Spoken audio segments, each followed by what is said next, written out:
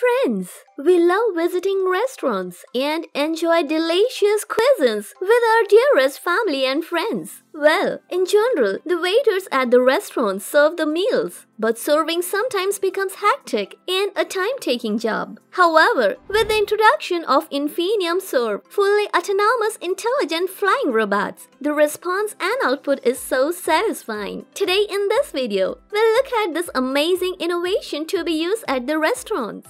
The flying robots use the Infinium Robotics proprietary and patent-pending technologies to serve food and drinks at the table. The routes and paths are pre-programmed to be reached at the specific table and the one next in the queue, and the food is served in an autonomous mode. It goes directly to the waiter at the table without him or her skipping the place and disappearing into the kitchen. The robot also autonomously goes to the diner's table and serves food in case a particular waiter is not available at the table. The robot is easily configurable, flexible, and easily adaptable. The diners also get happy seeing the little flying robots coming at the table autonomously and serving them their favorite food and drinks.